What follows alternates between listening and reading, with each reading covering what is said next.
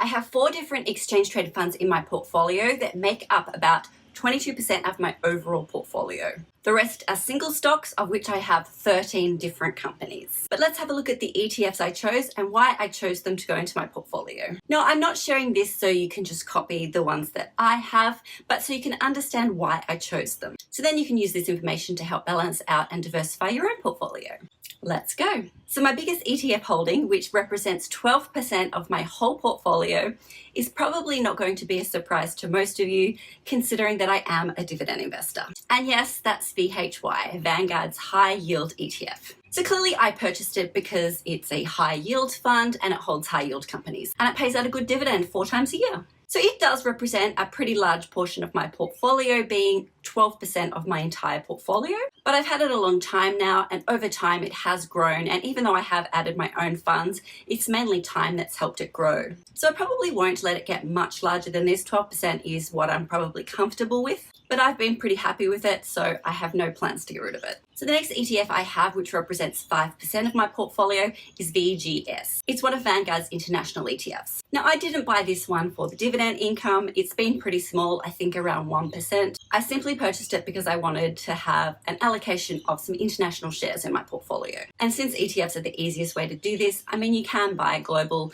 and international companies, especially a lot of the trading accounts will let you do that now. But I always found that the foreign tax was really complicated, so I prefer to stick to Australian companies. So if I want to invest in overseas companies, I prefer doing that through an ETF. So since it's not that high on dividends, I obviously bought this one, not only for growth, but for diversification so I could get some international stocks. I'm happy to keep this one long term. I probably won't increase the holding that much. I kind of like where it is right now, but I'm happy to hold long term. The third ETF I have is VAP, Vanguard's Australian Property ETF. Now, I swear all of my ETFs are not from Vanguard. I'm not sponsored. I just happen to like them. So VAP is another income producing ETF. It gets most of its income through commercial and industrial and some residential property. And so that's great for me because there's no overlap between VHY and VAP.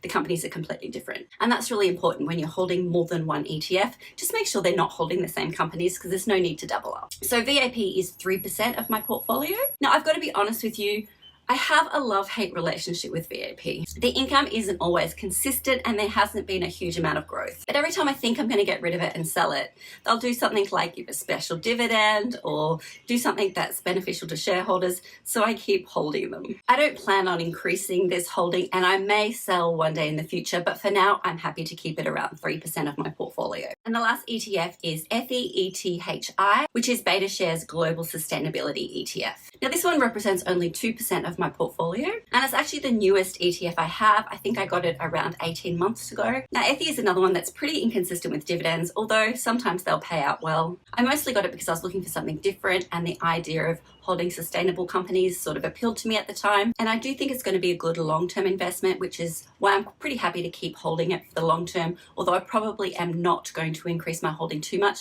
I may buy some more in the future, mostly because of the growth potential, but for now, I'm pretty happy with where it is. So the rest of my portfolio is just Australian companies that I've bought mostly for the dividend income. Some of them I've held a very long time, and some of them I've only had in the last couple of years. They range from the largest in my portfolio represents 18% of my entire portfolio. Yeah, I know that's a lot. It's one that I've had for a long time and it's just grown and I've added to it. And the smallest is just 1% of my portfolio. But the rest, most of them are between like 3 to 5%. But yes, most of them are for dividends, although I have had growth, especially for the ones I've held over the long term. So I hope that helps you understand why I chose those particular ETFs, and that can help you make decisions about your own portfolio and what's right for you. Anyway, I hope you've enjoyed this video. Take care and I'll see you in the next one. Bye.